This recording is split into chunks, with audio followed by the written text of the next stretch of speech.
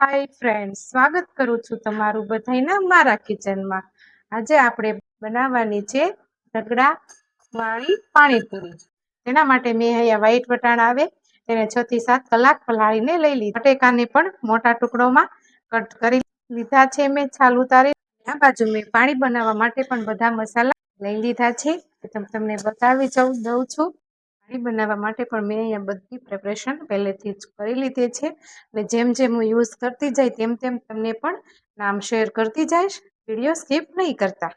ચાલો રેસીપી હવે શરૂ કરીએ. આપણે રગડો બનાવવા માટે જે પીળા વટાણા છે તેને આપણે પ્રેશર કુકરમાં એડ કરી દઈશું અને ત્યારબાદ આપણે તેમાં બટેકા એડ કરી દઈશું.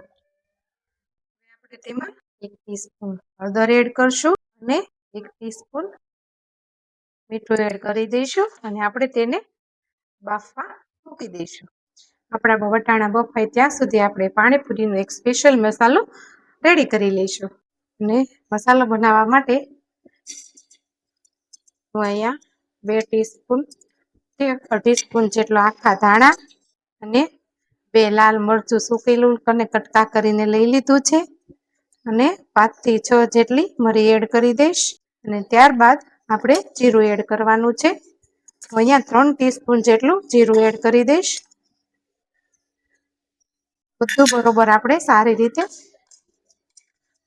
મિક્સ કરીને શેકી લેવાનું છે. આપણે તેને ડ્રાય રોસ્ટ કરવાનું છે એટલે આપણે થોડું ગરમ થાય એટલે આપણે ગેસ બંધ કરી દઈશું.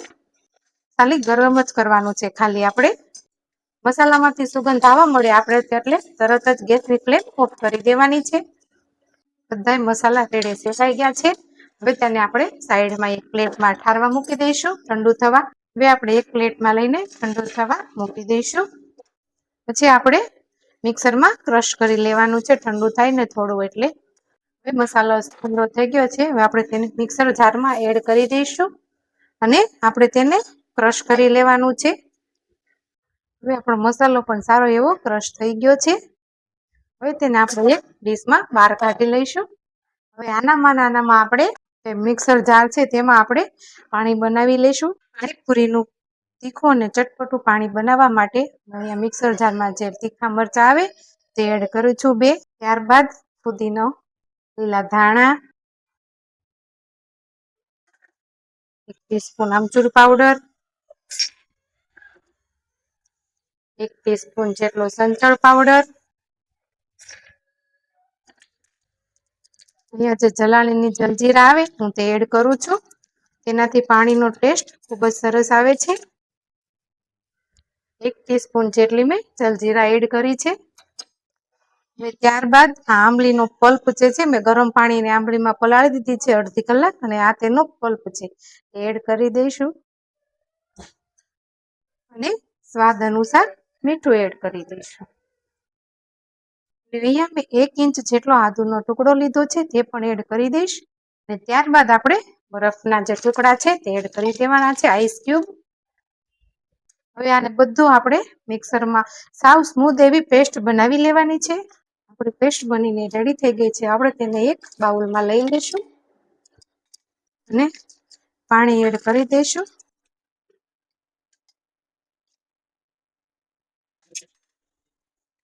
હું અહીંયા લીટર પાણી એડ કરું છું કેમ કે પાણી આપણે વધારે જ બનાવવાનું છે. આપણે રગડામાં પણ આ જ પાણી યુઝ કરવાનું છે એટલા માટે.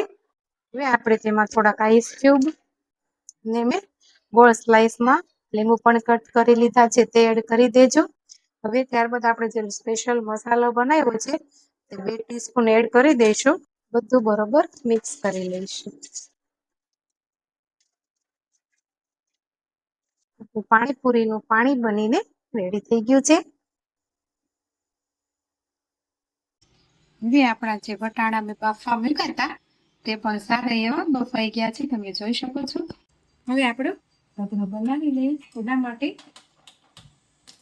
ગેસની ફ્લેમ આપણે ચાલુ જ રાખવાની છે અને આજે હું તમારી સાથે ખાસ એવી ટ્રીક શેર કરી જેનાથી તમારો રગડો જે છે તવા પર ચોટશે નહીં. તેના માટે આપણે સૌથી પહેલા તવાની ફરતે તેલ સ્પ્રેડ કરી દેવાનું છે. આખા તવામાં સારું તેલ સ્પ્રેડ કરી દેવાનું છે એટલે તે તળિયે ચોટે નહીં. ત્યારબાદ આપણે જે રગડો બનાવ્યો છે તેને આપણે ધીમે ધીમે ફરતીકો આવી જ રીતના ફરતી બોર્ડર ઉપર જ આપણે સ્પ્રેડ કરવાનો છે. વચમાં સેન્ટરમાં આપણે જગ્યા ખાલી રાખવાની છે. આવી જ રીતે બધું આપણે જેટલો રગડો બનાવ્યો છે તે સ્પ્રેડ કરી દઈશું. હવે ત્યારબાદ હું તેને ગાર્નિશ કરીશ. તેના હું ફરતી બાજુ ટમેટાની સ્લાઈસ એડ કરી દઈશ. સૌ પ્રથમ આપણે લારી જેવો ટેસ્ટ લાવવો છે એના માટે આપણે પ્રિપરેશન પણ સારી જ કરવી જોઈશે. હવે વચ્ચે હું અહીંયા ડુંગળી મૂકું છું. જો તમે ન ખાતા હોય તો તમે સ્કીપ પણ કરી શકો છો.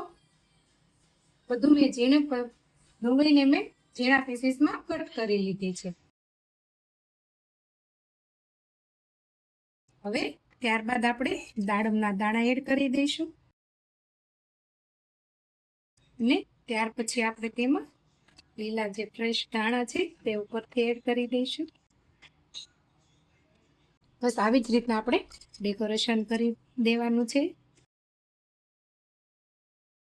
ફરતી બાજુ બોર્ડર ઉપર રગડો લગાવ્યો છે તેને આપણે સેન્ટરમાં લઈશું થોડો. ત્યારબાદ આપણે જે આ પાણી બનાવ્યું છે ને પાણીપુરીનું એમાં એડ કરી દઈશું. હવે આપણે જે સ્પેશિયલ મસાલો એડ બનાવ્યો હતો તે એડ કરી દઈશું. ડુંગળી એડ કરી દઈશું અને ધાણાના દાણા બધું બરોબર હલાવીને મિક્સ કરી લઈશું. હવે તમને હું પૂરીમાં ભરીને બતાવીશ.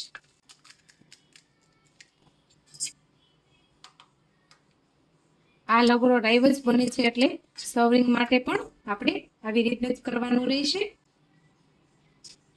લગડો ભરાઈ જાય હવે ત્યારબાદ આપણે તેમાં પાણી એડ કરી દઈશું. એવી જ રીતે આપણે પણ પૂરી બનાવી લઈશું. હવે આપણી પાણીપુરી બનીને રેડી થઈ ગઈ છે.